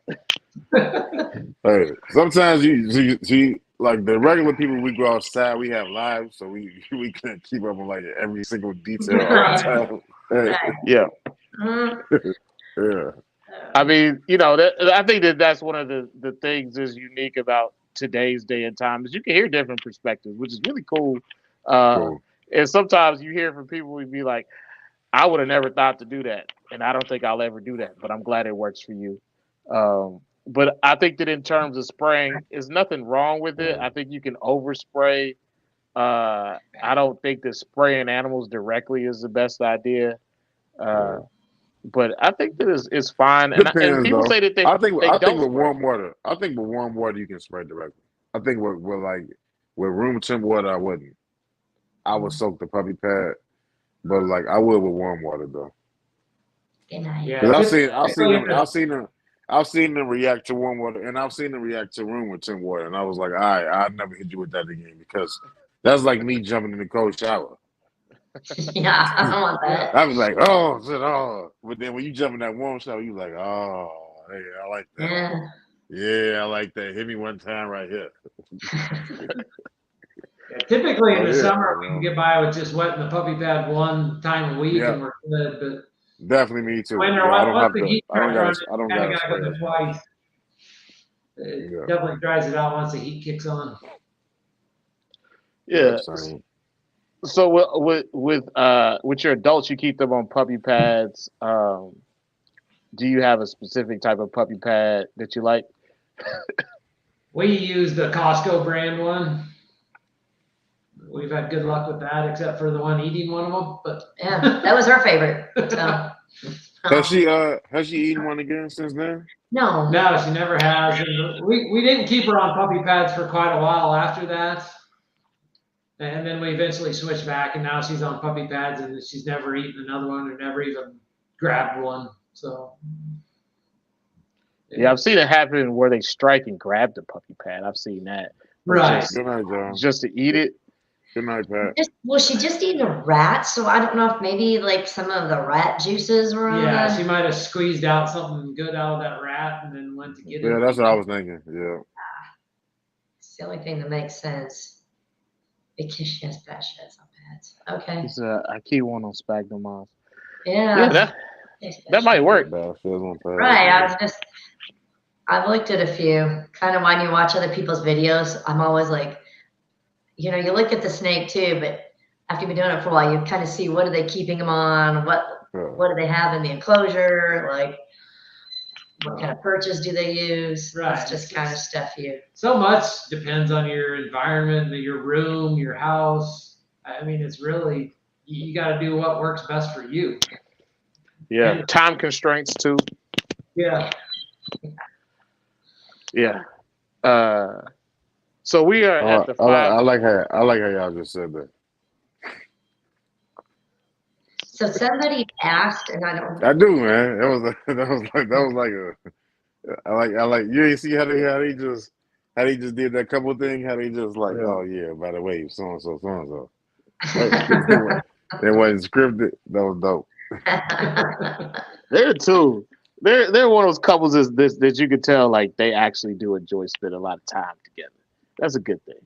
Bro, when I met them, they was cool as hell, man. I think they were probably like the coolest people we met at Tinley. Yeah. And they ain't even no shot to nobody else. It was like, if they was like, is that Keno? I was like, oh, what's up, man? It felt like like them friends that you ain't seen in a long ass time. Yeah. It was awesome. You guys are super nice people to meet in person. Seeing you guys in Arlington and at Tinley was nice. But we were at the 5-minute mark, but we want to let you guys get off anything you guys want to say, or anybody you guys want to give a shout out to. We still at the 5-minute mark. Y'all can go over if y'all want to. Go ahead. Yeah, it doesn't really matter. I can't go to work for days anyway, so Yeah, he got hand, foot, and Travis disease. He said, I would have thought you were Tyrese. Come on. Is that Tyrese? Ain't you supposed to be asleep? Go to sleep, Pat. Ray-Bar. We're gonna drop. Oh yeah, Instagram handles. Yeah, drop them handles. Yeah. You right, Matt Martinez. My bad. Like I showed it on my end that I did put him in there, but it didn't pop up over here. But like my comment to Patrick showed up. So all right, so drop it in there again. Drop both of y'all in there again, and Travis, he'll throw it up there. That's money fresh on that. Let's see if this one shows up. That one showed up? No. That's really weird. I don't know. When we put the video out or the recap on Thursday, we'll make sure we put them up. So Matt Martinez, this is what I want you to do. Go to Instagram, follow at Chondro Bar Room, follow at Manga Reptiles, follow at Windy City Chondros. What we're gonna do is in our stories there will be links to their pages and also in what's that? They're on the story in the videos on the stories. They should be on their real. Yes. Yeah, and tomorrow, tomorrow evening, I'll do a recap. I usually do it Friday, but I'll do it tomorrow night. I'll drop a recap video of them, and they'll have both of their names tagged. And and I let her do most of our socials, so she's more fun to follow than I am. Nah, Ty, you just as cool. Don't do that. You know what? I'm going to say this again. Y'all are the coolest Chondro couple out there. Y'all are awesome, and I'm glad that we got to have y'all on again. It's been a pleasure. For sure. I know that Julie was going to break some things down during the ladies' night. We just had an abundance of guests on that night. That was a full house. Yeah, it was a Yeah, full house. which was nice, by the way. It was good to have the ladies on, but it was also good that we got in touch with Julie because we got to see what Julie was gonna bring, and then we had Todd in the background with the black mask with the black mask on. Yeah. It was a good time. I think we might have to do Yeah. another ladies' night again. Okay. Another Wednesday night, okay. We're gonna shuffle it up, but I think we might do another ladies' night in 2024. I don't know. How far do you live from them? Who, me? Yeah. Yeah. I'm 4.5 hours from Right. just entering Dallas. So, Yeah. and Dallas is like, So then it's when huge. you go to Bill's house, then you're not far away from them? Right. That's I like, guess yeah, not. 20 minutes. You make it sound like I go to Bill's house every weekend. So what I'm getting at is real like Yes. I think if Bill still invited if the invite is still there from Bill, what I want to do is I think if Bill is having his thing in April, what I want to do is go to his house and then go to Yes. we slide by Todd and Julie house and we pick out my Neo. Yes. I mean, I go to Todd and Julie house and see what they have there. Okay, see that too. But yeah, that'd be awesome. Okay, cool. Me and you travel, I'll throw you some gas, man. I'll throw you half on some Air Force Ones. I know you like white Air Force Ones. I hate you. This is my dog. But we appreciate y'all so much for coming on. This has been a great episode. I'm pretty sure people are gonna get a lot of valuable information from you guys. We'll make sure we get you guys' chat handles up. I mean your IG handles up, so people can find y'all and they can talk to y'all. Todd's watched me put him in. Just whatever we tag y'all in, just go ahead and share it to y'all page. And we're gonna tell people to follow that. Okay, thank you. Good, perfect. Yeah. Well, Todd said he said fuck that. You have them follow to your page. He made that very clear. It's like I don't answer my DMs. You shouldn't answer all of them. Don't answer all your DMs. Just don't answer them. Instagram a weird place. It's a weird place. But no, Todd and Julie, it's been a pleasure, both of y'all. Thank y'all for having on. Julie, thank you for coming again. Todd, man, thank you for letting us know that we got the grunt work man on. That's right.